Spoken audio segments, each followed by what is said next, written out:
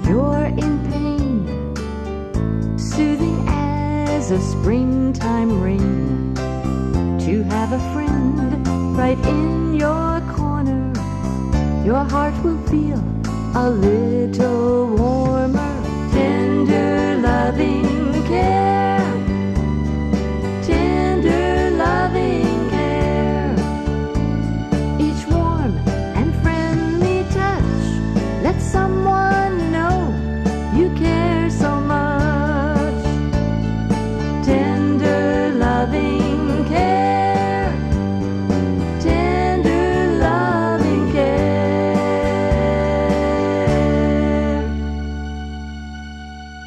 Good afternoon. I'm Dr. Greenbrier Almond. Thank you for joining us on our program, Tender Loving Care.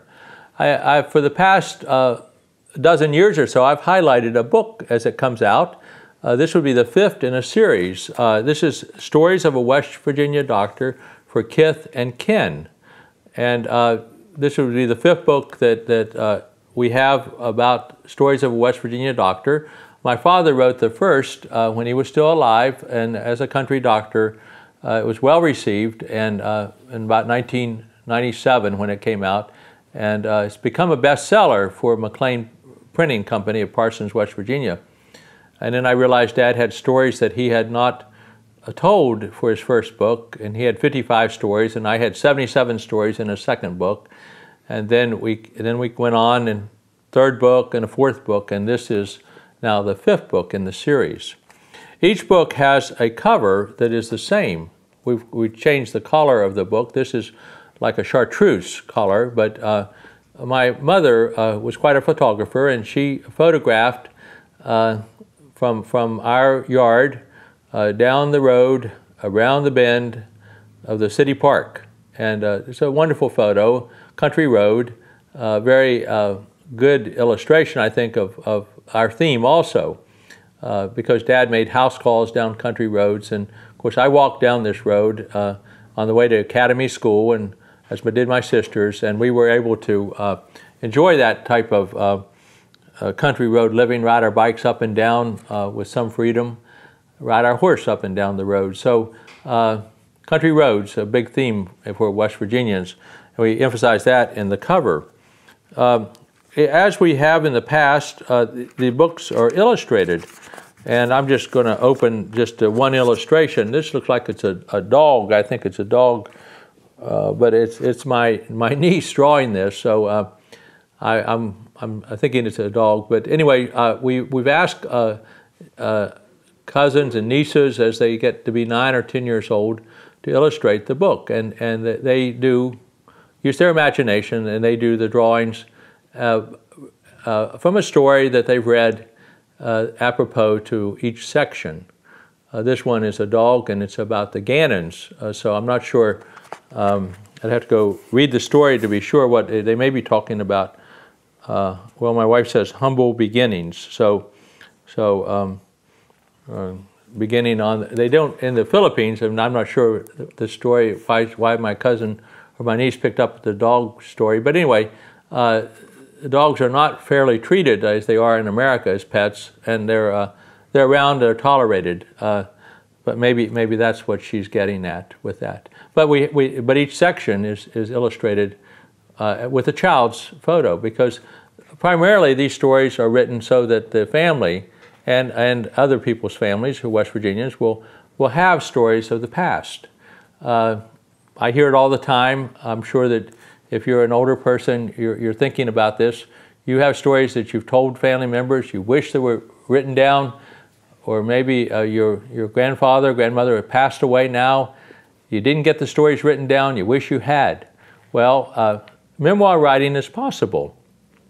Writing brief stories, the secret, and then I'll read some stories to you, but the secret is, as far as I can tell, is that when you think of a theme and you try to write something every day, you write 15 minutes, 20 minutes, just everything that comes to you. You're not trying to get the punctuation right, you're not trying to get the spelling right, you're trying to get the story down. And it could be crude. And then you can set it aside. And then later on you can come back and polish it. or share it with someone else, and the spelling is shared, and then you can write about it later on. So that's and in my case, I acknowledge Kimberly Gilmore, who's an English graduate, English major from West Virginia Wesleyan, now lives in Vienna, West Virginia, with her husband, who's a physical therapist. Kimberly does a great job editing these stories and helping me out. I'm not an English major, and I want to be plain and even spoken and so forth, and she's a great help. But usually when you tell stories, you've told the same story several different times, and so there is a flow to it, and people, and you can get it down on paper. But it's not really a matter of talent. It's just a matter of telling the story. Let me share a story or two then, as we've written them. Hopefully this will wet your whistle, and you'll consider if you have a gift coming up for an out-of-town relative, or maybe an older person who loves these old stories, that you'll go down to Artistry on Main, or to the Upshur County Historical Society, or to the St. Joseph's Hospital gift shop, where you can buy these stories, or you can go online, Barnes & Noble and Amazon.com. Well, this one is called Shrim, S-C-R-I-M, Life Mimics Theater. And this story comes from Jim Knorr. Jim Knorr is one of the best-known persons in Upshur County. He taught music and was a wonderful music teacher for years and years. Also served our city council and served as mayor of Buckhannon. So Jim is well known to people at different levels. And like many of us, he's a hardworking person. And so, as this story goes, when his son was a teenager and just got his driver's license, Jim and he were out at Loda Marie Wilfong's farm gathering firewood for the winter. And they have a wood-burning furnace in their home on Gum Street. And they gather a lot of firewood, and then they burn that through the winter. And so, unfortunately, on this occasion, there's a limb falls and hits Jim in the head and knocks him out. And so his son has the presence of mind and a driver's license, Chris does, to load his dad in the truck and bring him to St. Joseph's Hospital. And it's determined to be a severe neurosurgical injury, and he's life-flighted to Morgantown. He doesn't recall any of this, of course. His wife has to tell him, but 11 days pass before Jim wakes up. And so he, and in the waking up process, and as he's unconscious, he describes what happened to him in terms of theater, because Jim's very good in theater and music, and it made a fascinating story. Jim was telling me this as we were walking the nature trail over at Wesleyan, the river trail, and I thought it deserved to be told. So he says, first was the Moire effect, M-O-I-R-E, a French term, just like in stage theater where there's double-layered shrim. So he's talking about a fabric backdrop where the light shines on it, and it creates something opaque or transparent. So you could have action up front on the stage, and then you change the lighting, and then you see the action at the back of the stage. And you see this in theater, where you don't have to change the set entirely. You have this cloth in between the front and the back of the theater, and the light shines through. So he's disoriented, and he awakes as if he's in an opaque screen situation like that, with a cotton cloth sort of hanging between him and being fully awake. And I thought that was a nice way to reflect on that. And then Jim goes on to say he had another shrim effect. And we were looking down onto the river, and there's fallen leaves, and of course there's a reflection of trees in the water. And this is in the fall. And so there's a red maple there that we can see reflected off the water, and then the tree is across the river. And so Jim says, it was like that. I'm looking at life as if I'm looking at the reflection in the water, but not the real life going on. And he was aware of what was happening around him. He remembered, of course, his wife's visit, the fragrance of her body. Each of us have our own fragrance as part of our memory of who we are. I've been married for 40 years. I'm aware of my wife's presence sometimes, just by her body fragrance, and I have that too. Each of us have that, and so he's aware of that as he's unconscious or semi-conscious. So it's part of the essence, but he's not there yet. He's like a transmitted light, like looking into the water for the reflection. And then he goes on to describe his third shrim. He said we passed the soccer screen. There's a soccer field, and there's a high screen between where we walk and the river and the soccer field, so that the balls are kicked. They don't all go into the river. They can be blocked. But it's a very high screen, and it's not very thick screen. But you can look through with it clearly enough. But it would look foggy if you're looking at it from a distance. And he said that we had that effect too. And then he describes that as like a ventriloquist. He's a ventriloquist, like Iggy, his figure, would be talking, and Jim, of course, would be the one talking, but people perceive that it's Iggy talking.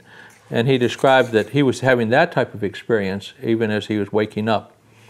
So I thought that's a fascinating way, in fact, maybe even an important medical way to describe what happens to us when we have a head injury and we're waking up.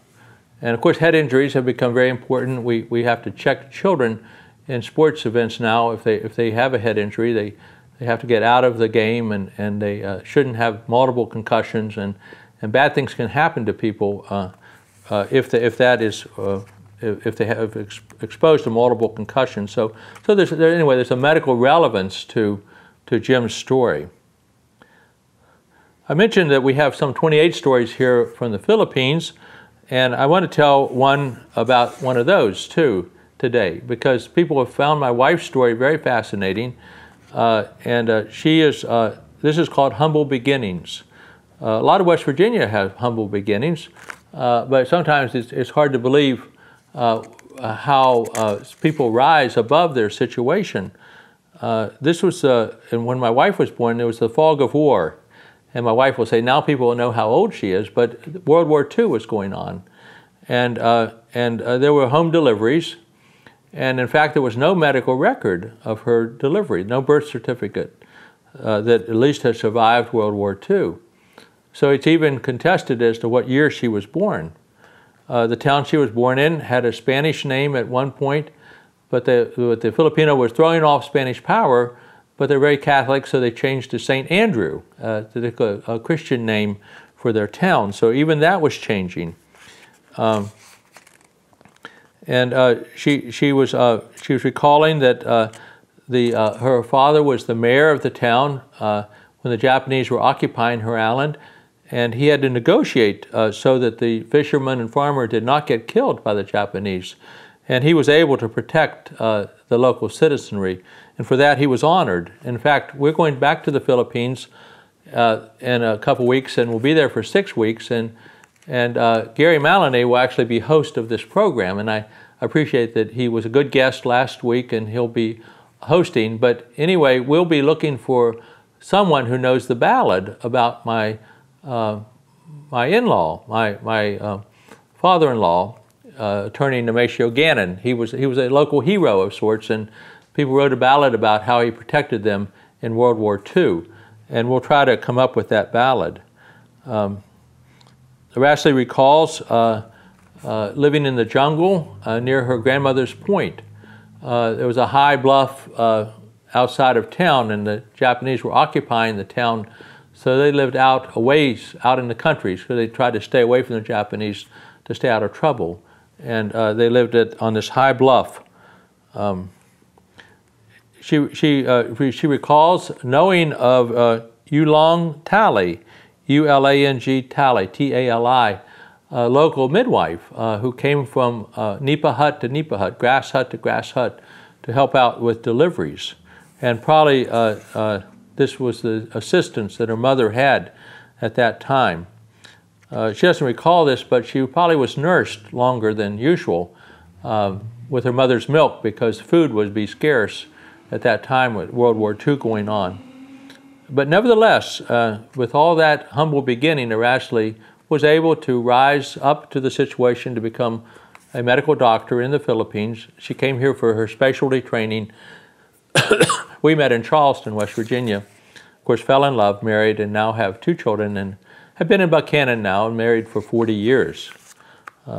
So humble beginnings. We have those type of stories of the Gannons, a whole section about that. And another section to the book is My Home Away from Home.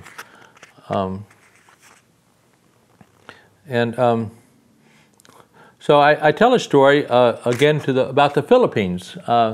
When Maria and Ronce were young, we decided to go to the Philippines to meet their grandparents, their Lola and Lolo, and we had their aunt Jesus, or Tita Susie.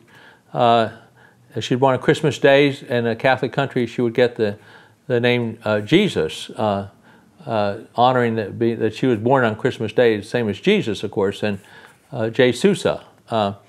And they do this often with Filipino names and the Spanish influence.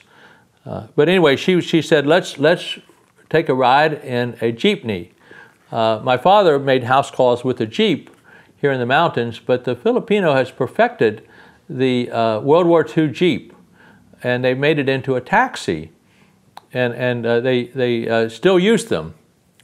You can imagine an American car still running 70 years later, but they do in the Philippines.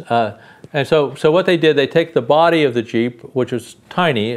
Jeeps were generally tiny at that time, and then they elongate them and make it like a trunk section where they can carry either loads of things or people, like a taxi.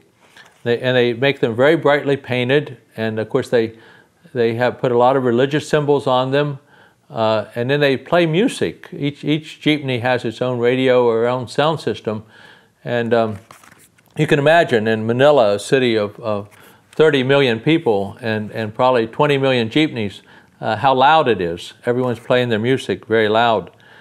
So we go for a ride in a jeepney, and I recall that experience. And it's a very slow, almost like a parade, because the crowds are so great, you cannot go very fast. We tell stories like that of the children, Maria and Ronce, going to the Philippines. And this is important because we now have grandbabies, and so they need to hear how their mother and father were raised. And that's a part of the reason for writing memoirs, writing these stories down. Another section is Love Knows No Boundaries. There's a lot of spiritual elements, not only to our own beginning as a nation, with the Pilgrims coming and religious freedom, but also, of course, in the Philippines too. And the Philippines were under America from 1898, when they threw off 400 years of dominance of Spain, and then they became an American protectorate, and then free at last after World War II as a nation. I'll tell a story about looking up to God. Begin with Exodus 3:3. Moses said, "I will now turn aside and see this great sight." So when you are out in the Pacific Ocean, as I have been on a ferry going across the Pacific at night from Manila to Table Island, you can be out there at 2 o'clock or 4 o'clock in the morning looking up at the sky. The stars are very, very bright. It's an amazing sight. No pollution at all, and nothing, no light pollution, no water, air pollution, and the stars are very, very bright. And it's a wonderful experience to do that. I recalled as I was doing this, looking up and turning aside to look at God's creation. I recalled William Somerset Maugham, an author I had to read in high school, and Jack London, also learning to love his stories of the South Pacific and the sea, as well as the Yukon in high school. And then Robert Louis Stevenson, Treasure Island, also stories I read as a boy. And my imagination would go wild as I would look up at the sky there. And I will be doing that again in a couple weeks. I'll be riding an all-night ferry. And by the way, there was a tragedy in the news just recently, a ferry going from Mindanao to Cebu, and a number of people dying in a ferry accident. So pray for me, pray for all the people at sea. We all are, of course, dependent on God and His safety and protection. While I've been over there in the Philippines, different things have happened in the news that I'm not aware of. In 2001, I recall that a Chinese jet intercepted an American jet and forced it to land on an island that is both claimed by Japan and the Philippines and China, there in the South China Sea. And the jet was held hostage while the Chinese analyzed the American technology. But in any event, that was happening, and I was relatively close to that. It'd be like it would be happening over in Ohio or something like that, but I was not aware of it because I was in a world separated without communication from the rest of the world. So you can look up into the sky and you realize that God is in charge, but we are very dependent on God. He has the whole world in His hand. So I tell stories about that experience and experiences like that in the Philippines. Of course, doctoring is a privilege, and there's a whole section of the book. This is Stories of the West Virginia Doctor for Kith and Kin, a whole series of stories about doctoring, and that's an important part of life. I recall a story, and I call it sayang, S-A-Y-A-N-G. It's a Filipino term, a big sigh. It's a Tagalog expression. Such a shame, how unfortunate, a crying shame, sayang. And I recall the moment of my father's death. He loved the Strawberry Festival. His mother had already passed away. He lived 3 more years. He lived past the Strawberry Festival, and on May the 26th, then he died in the middle of the afternoon in his own bed. His dog was present. My wife and I as doctors were present. My sister Beth as a nurse was present. My sister Kay as a minister and her husband Tom as a minister were all present. And we were able to sing songs, to pray, to be with Dad in his final moments. It would be a sayang experience. I think the Filipino word captures it better than almost any other word that we have in our own language. And even though the English language is very rich, I want to convey in a story like this or telling of a tale like this that there are words around the world that we incorporate.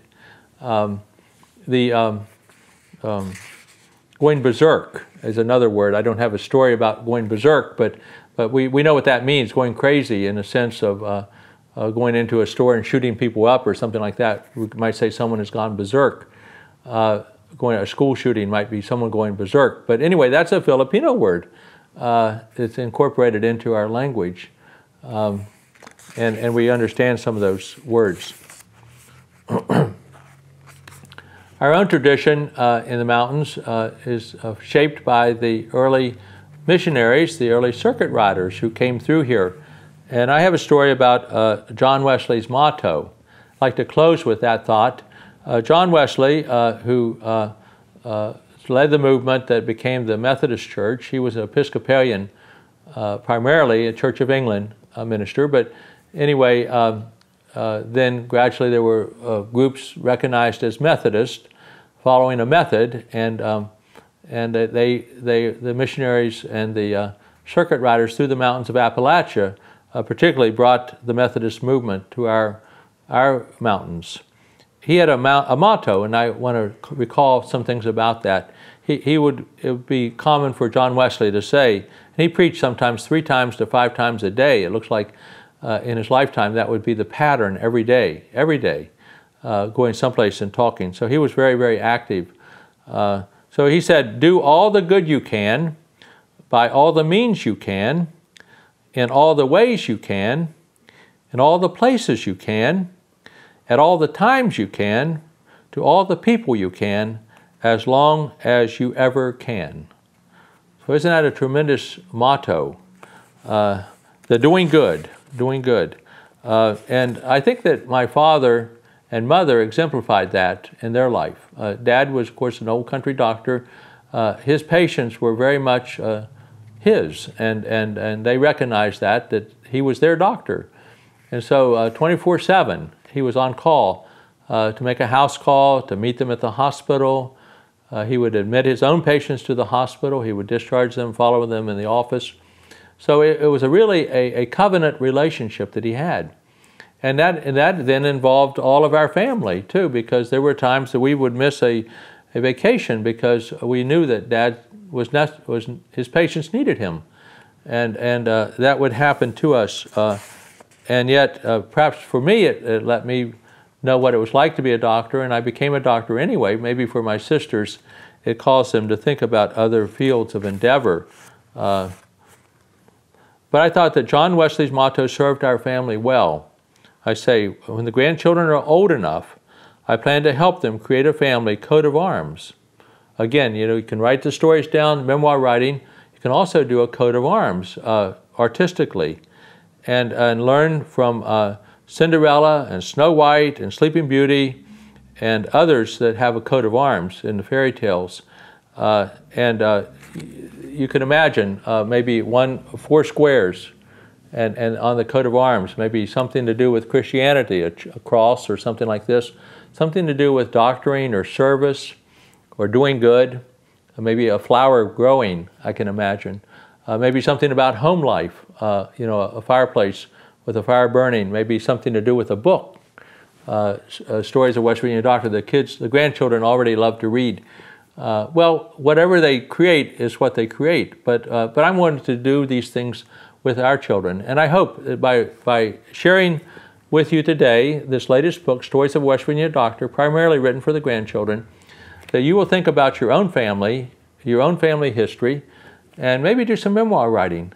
And until the next time then, this is Dr. Greenbrier Allman thanking you for joining us on our program, Tender Loving Care. Special thanks to Channel 3 for this opportunity to come your way each week. Stories of a West Virginia Doctor, written by Dr. Harold D. Allman. A collection of 55 short stories about his experience as a small-town doctor in central West Virginia. And Tender Loving Care, Stories from a West Virginia Doctor, Volume 2, written by Dr. Greenbrier Allman, using videotapes to write 70 additional stories of his father's very colorful life as a small-town doctor. They can be found for purchase at Amazon.com and most local bookstores. Tune into Channel 3 Buckhannon for Tender Loving Care with Dr. Greenbrier Allman, where he talks about the connection between Christianity and medicine.